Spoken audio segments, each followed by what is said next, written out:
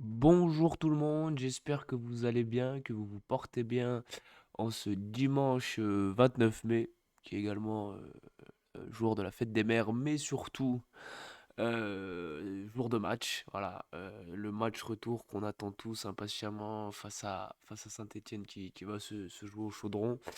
Mais avant, on va revenir sur le match qui s'est passé jeudi. Jeudi avec cet Auxerre Saint-Étienne dans un stade chaud bouillant. On va revenir sur la rencontre ensemble et après on va parler gentiment du match qui nous attend ce soir. Donc, alors, pour ce match, voici la compo que Furlan avait mis en place face à Saint-Étienne. Bon, compo classique, voilà, on en a l'habitude maintenant. Sinayoko maintenu titulaire. Ouais, c'est vrai qu'on aurait pu avoir toujours discussion avec Perrin, mais Sinayoko a été aligné. Donc, en première mi-temps, démarrage extrêmement compliqué pour nos Auxerrois. À la 15e minute, sur un compte stéphanois, Aouchiche qui trouve Youssouf étrangement seul au marquage et qui, d'une frappe sans contrôle, vient loger le ballon à ras du poteau de la cage de Léon, que je trouve pour ma part. Alors, je ne reproche pas grand-chose sur le but parce qu'il peut. Là, la frappe est tellement belle, limpide qu'il peut rien faire. Mais je l'ai trouvé un petit peu avancé. Mais bon, je le mets pas en cause du tout sur le but. C'est juste que les joueurs ont pas été au marquage. À la 22e, du coup, bon, déjà coup dur d'encaisser un but aussi vite. Là, on se dit que très vite, si Auxerre se réveille pas, ça peut vite tourner au drame. À la 22e, on a un coup franc tiré par retraite. Très bon arrêt de Bernardoni qui dévie en corner. À la 25e, peu de temps après, donc le but, c'est vrai qu'on a, tout de suite après le but, on a bien réagi. Charbonnier, pardon, qui récupère un ballon mal dégagé par la défense stéphanoise, trouve Mathias Autrette entre les joueurs stéphanois. La passe a été très très belle. Il cassait des lignes, c'était magnifique. Autrette qui arme sa frappe, mais encore une fois, nouvelle parade de Bernardoni. Et à la 39e, belle occasion stéphanoise avec Crivelli qui trouve Camara, qui lance Bonga en profondeur et qui va travailler Arcus sur le côté. Voilà, il frappe, repoussé par Léon dans un premier temps. Après, Crivelli essaye de frapper, mais je crois que c'est contré enfin ralenti par Djoubal. Nordine qui dévie le ballon de la tête. Mais alors de base, il me semble que la frappe de Crivelli elle est cadrée, mais Nordine la dévie de la tête et du coup elle passe à ras du poteau. J'ai eu très peur parce que d'où j'étais, je me suis dit putain, elle va rentrer. Bon, Bernard couvrait quand même, hein, mais voilà, ce dernier était hors jeu. Donc le coup de sifflet est arrivé un petit peu tard. Du coup, on a eu le temps de faire caca culotte, mais voilà, hors jeu. En deuxième période, euh, à la 48e minute, touche effectuée par Arcus qui trouve Sinayoko qui sonne pour Charbonnier. Et là, le ballon est dévié du coude. Euh, alors, l'arbitre, il a fait appel à l'assistance vidéo, machin. Au final, il siffle pas penalty. J'ai regardé le ralenti. En même temps, les mains, c'est toujours le bordel. On sait jamais c'est quoi la règle. Honnêtement, je pourrais pas vous dire s'il y a penalty ou pas. Parce que déjà, à la télé, pas à la télé, j'étais au stade, bien entendu, mais alors, au stade, ça se voyait encore moins. Mais même à la télé, les ralentis sont pas forcément fous. Bon, je sais qu'après la VAR, ils ont 50 écrans et que voilà, ils ont le temps de bien visionner. Ils ont décidé de pas l'accorder. Après, je trouve que le coude est quand même léger. Alors, le penalty ici, bon, il n'a pas été sifflé, mais c'est vrai que s'il aurait été sifflé, ça aurait été cruel pour Saint-Etienne. Mais quoi qu'on en dise, le ballon est touché du coude.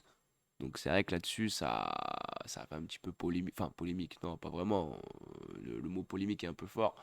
Mais c'est vrai que voilà, c'était un petit peu douteux. Mais bon, il n'y a pas eu penalty. Et juste après, bah, contre. Et Bernard qui se fait entre guillemets justice lui-même, qui vient mettre un tacle à un Stéphanois. Mais un bon petit tacle de boucher, honnêtement. Il a pris jaune.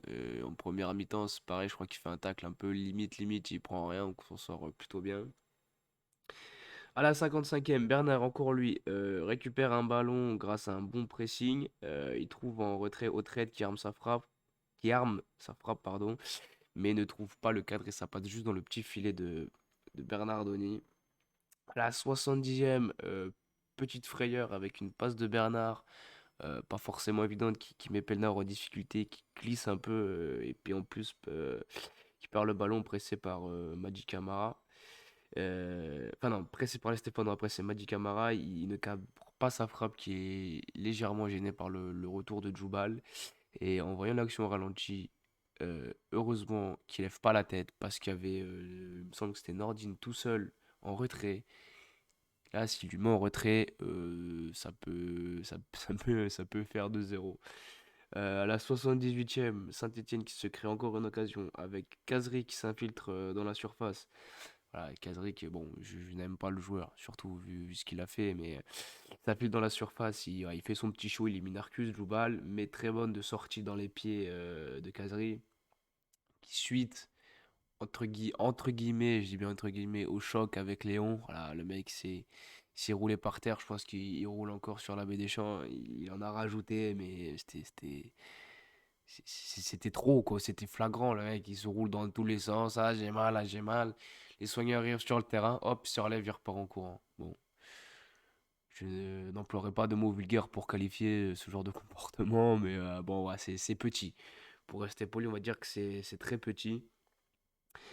Et à la 85e ou 86e, je ne sais plus exactement, Charbonnier qui a fait un gros pressing, qui s'est battu pour récupérer et garder le ballon face à plusieurs Stéphanois. Il trouve Birama Touré. Et là, Birama Touré, je sais pas, il nous trouve une ouverture de génie sur Perrin. Perrin, petit contrôle du droit, il arme du gauche sur le contrôle. Au passage, il est milieu défenseur stéphanois. Et là, il envoie une patate sous la lucarne de Bernardoni. Et alors là, le stade, je peux vous dire, mes amis, mais dans un état de transe absolue. C'était incroyable, le stade a explosé. D'ailleurs, pour anecdote, j'ai même reçu de la bière. Euh, Je pense qu'à mon avis, il y a un monsieur au-dessus de moi qui était un petit peu trop heureux et qui a pas fait attention à sa bière. Mais non, non, le stade a explosé, le but était magnifique. Et là, c'est vrai que on s'est dit à ce moment-là, mais voilà, tout est possible. On s'est même dit, pourquoi pas dans les dernières minutes, sur un malentendu, paf, refaire ficelle au final. Perrin, qui je précise, est rentré en jeu.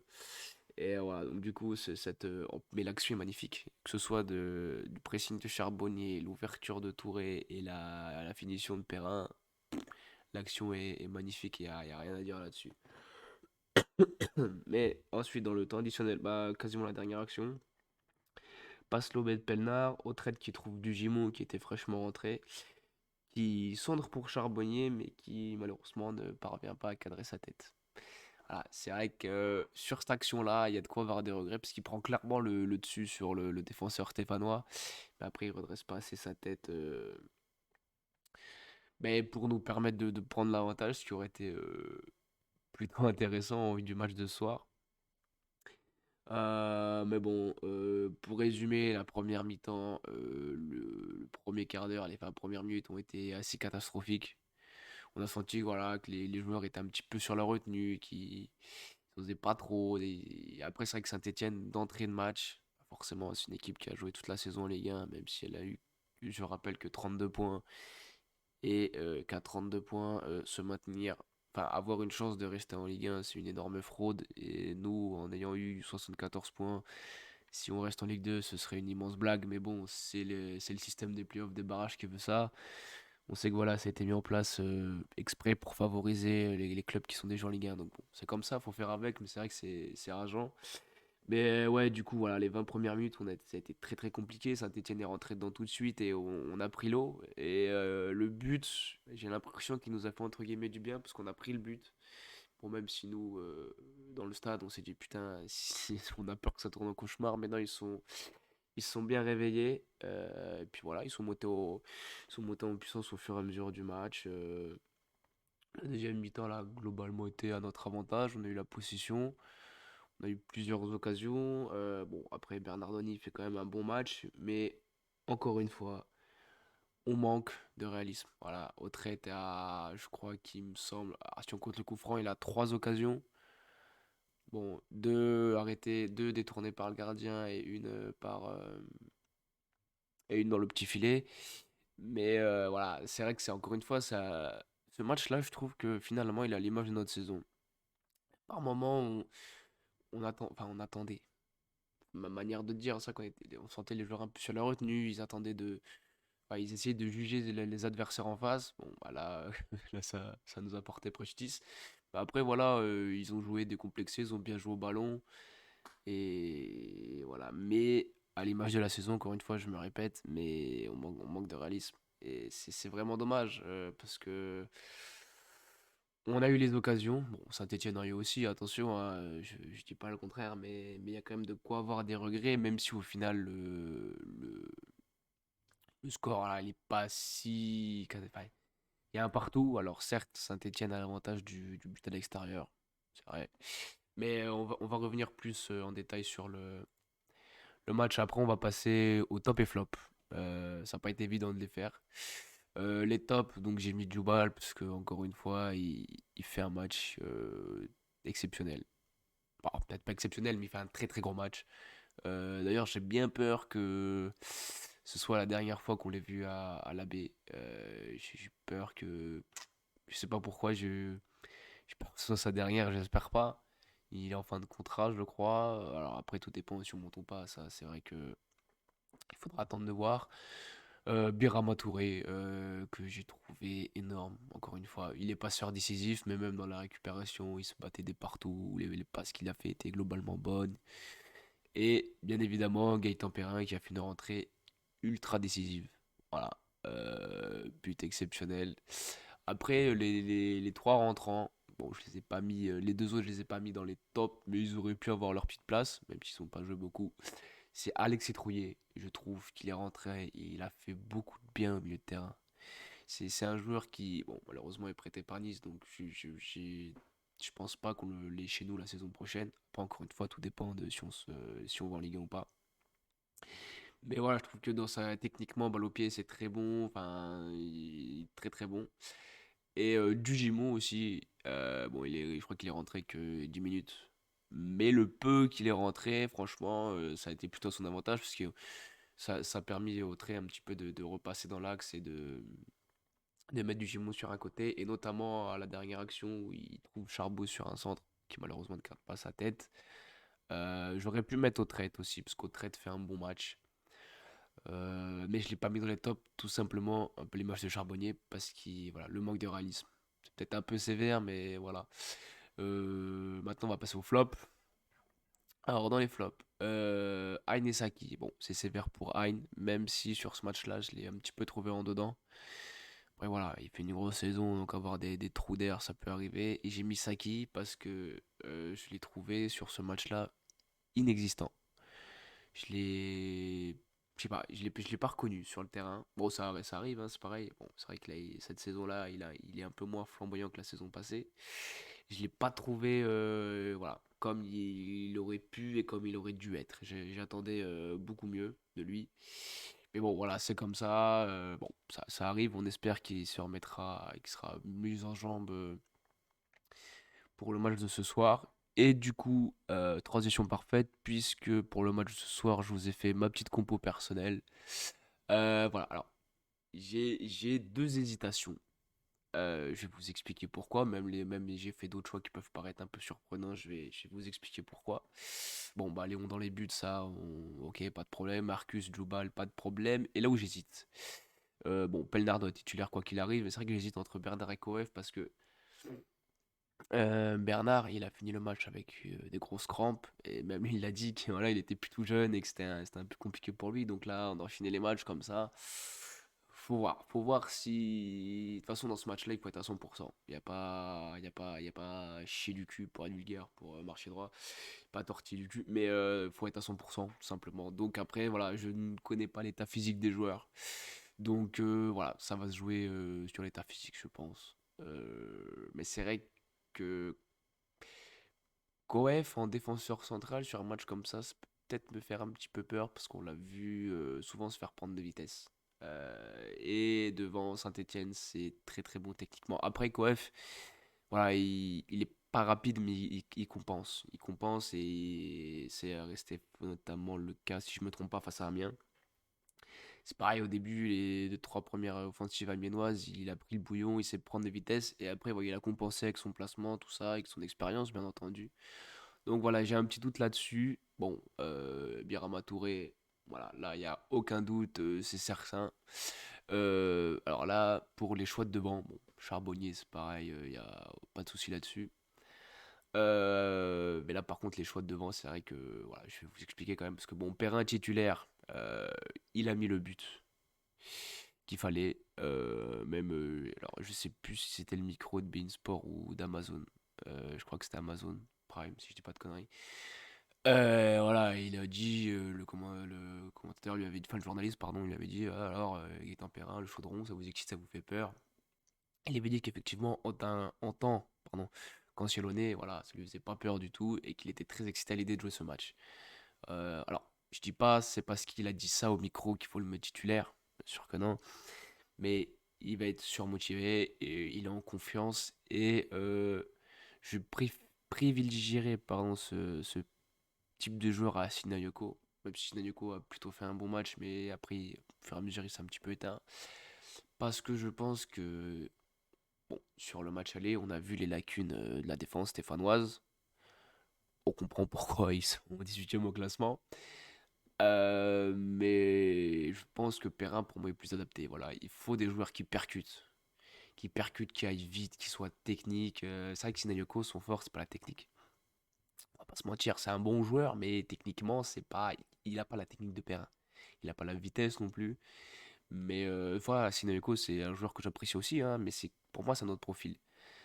C'est un autre profil, voilà, on sait que c'est un beau bébé, hein. Normalement, très très très costaud physiquement, il a les dimensions d'un frigo. Mais et voilà, c'est vrai qu'il. Alors après, Perrin a peut-être bénéficié du travail qu'a fait Sinayoko, parce que c'est vrai qu'il pèse sur la défense et que forcément, quand Perrin est rentré, ben, il était frais. La défense était un petit peu fatiguée, elle avait une heure de jeu dans les jambes. Mais voilà, moi sur ce match-là, je mets Perrin titulaire. Et du coup, je mets Hein aussi sur un côté, parce que là, je trouve que dans ce match-là, dans le cœur du jeu, il a été un petit peu mis en difficulté, beaucoup même. Et voilà, c'est comme je disais pour Perrin, qui est pour moi un joueur préféré, un joueur similaire. Pardon, à Hein, voilà, c'est quelqu'un qui va très vite, qui est percutant, qui est très bon techniquement, qui marque, qui passe. On l'a vu cette saison, hein, c'est pas pour rien qu'il a sorti des stats très honorables. Et du coup, je mettrai Saki sur le banc. Et je mettrai Trouillet à sa place, voilà, parce que sa rentrée, j'ai trouvé très très bonne. Et malheureusement, je trouve qu'on l'a pas assez vu cette saison, Trouillet. Et je remettrai Autré dans le cœur du jeu, parce que ça, je l'ai toujours dit. Je préfère, même si c'est dernièrement Autré a été souvent aligné, ailier gauche, et il a pas fait des matchs Villa, il a plutôt fait des bons matchs. Mais voilà, je le préfère dans le cœur du jeu. Et je pense que voilà, Autré et Trouillet dans le cœur du jeu, aidé par un Birama Touré sur les phases offensives, ça peut permettre de trouver Perrin et Hyde qui vont à 2000. Et je pense que, pour moi, je pense que ce serait la compo peut-être la plus adaptée face à Saint-Etienne. Après, voilà, je suis pas coach, je suis là derrière mon micro, donc c'est facile. Mais voilà, moi, en tout cas, c'est ce que je mettrais en place. Euh, pour moi, c'est ce qui me paraît être plus adapté. Après, on verra bien ce que Furlan nous réserve ce soir. Et du coup, voilà, le match de ce soir au Chaudron, avec des supporters auxerrois présents en masse, grâce encore une fois à notre cher président James Wu qui a permis que le déplacement se fasse pour un prix plus que raisonnable. Encore une fois, merci, merci beaucoup à lui. Bon, même si je fais pas partie du déplacement, mais pour tous ceux qui ont la possibilité d'y aller, voilà, c'est énorme merci à lui qui permet ça. C'est vrai que bon, je suis pas sûr qu'on les entende tant que ça au final, nos supporters, mais voilà, ils seront là quand même pour encourager, pousser nos joueurs. On sait que voilà, on sait que c'est très important dans ce genre de match. Pardon. Ouais, petite parenthèse, j'ai attrapé un rhume. Voilà, euh, on a fini torse nu au stade jeudi, et depuis j'ai la voix cassée et et du coup j'ai attrapé un coup de froid. Mais non, sinon, plus sérieusement, revenons à un match qui nous attend ce soir. Euh, c'est vrai que le match retour en soi, voilà, il n'est pas vraiment à notre avantage parce qu'Auxerre a mis le fameux but Saint-Étienne, pardon, a mis le fameux but à l'extérieur. Et mais voilà, on sait que entre guillemets il compte double, donc il faudra absolument marquer. Mais il y a quand même des motifs d'espoir. Après, il faudra voir aussi le comportement des supporters stéphanois présents dans le stade, même s'il y a le COP Sud, je crois, qui est toujours fermé. Alors quand je dis qu'il faudra surveiller leur comportement, attention, je vais m'expliquer. Soit, et je pense ce qu'ils vont faire dans un premier temps, c'est pousser leurs joueurs pour aller chercher le maintien en Ligue 1. Mais si jamais Auxerre fait une très bonne entame de match et que, on ne sait jamais, ils arrivent à ouvrir le score tôt en début de match, je pense qu'après les supporters stéphanois peuvent se mettre leurs joueurs à juste titre sur le dos. Et là, je pense que c'est pas la même. S'ils sont 18e de Ligue 1, c'est pas un hasard non plus.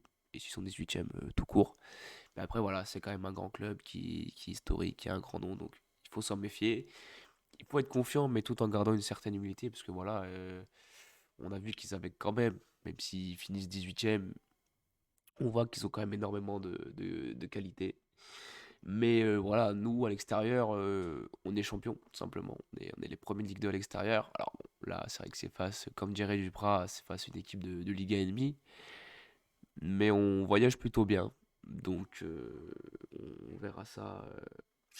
On verra ça. Et de toute façon, dans tous les cas, je pense que ça va se jouer au mental, comme l'avait dit Bernard. C'est vrai que voilà, les jambes, les crampes, tout ça, la fraîcheur physique, c'est une chose. Mais voilà, le match pour moi, ça va se jouer au mental. Et je pense que, enfin, au mental et le collectif, et je pense que là-dessus on a un avantage parce qu'on voit que le groupe est soudé. Quand on voit les trois joueurs qui sont rentrés, que ce soit Dugimou, Trouillet et Perrin, ils ont fait des très bonnes rentrées. Tout le groupe est concerné d'ailleurs, bravo à Furlan, parce que c'est pas évident de concerner tout un groupe tout au long de la saison. Donc le groupe vit bien, voilà, ça c'est une expression assez utilisée, c'est l'expression un peu à la mode. Mais non, le groupe vit bien et je pense qu'on a un sacré mental parce que même si on est à domicile, revenir comme ça en fin de match, c'est pas anodin non plus. Ça veut dire qu'on a été mené, mais on n'a rien lâché et on a été présent mentalement et au final on les a bousculés les Stéphanois.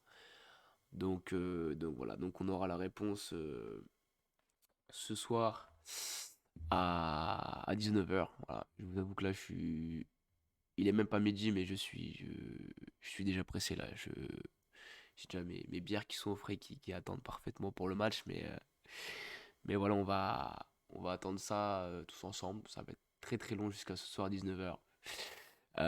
Moi, du coup, je pense avoir fait le tour. Je vais m'arrêter là. Si ça vous a plu, bah, alors, je vais mettre le replay sur YouTube. Donc voilà, n'hésitez pas à vous abonner sur Twitch, sur YouTube, sur Twitter, même Facebook ou bon, il faut que je sois plus actif sur Facebook, ça je le sais, je le suis pas du tout. Mais voilà, même sur Twitter, si vous voulez activer la cloche pour rien louper des tweets, voilà, en général, c'est là que je fais mes annonces, parce que je les fais au dernier moment. C'est là où j'annonce, voilà, bah, il y aura tel stream, il y aura tel débrief, on va faire tel machin sur FIFA. Donc n'hésitez pas à activer la cloche sur Twitter pour rien louper. Et voilà, et vous abonner aussi à YouTube et voilà, si jamais ça vous a plu, aimez, partagez, parlez-en autour de vous. Et si vous avez des remarques à faire, il n'y a aucun souci là-dessus. Si vous avez des suggestions même, je suis totalement à l'écoute. Et voilà, sur ce, je vous souhaite une très très bonne après-midi. Et je nous souhaite à tous, à tout le peuple auxerrois, un bon et un gros match. Et voilà, à ce soir. Allez, ciao et bonne journée à tous.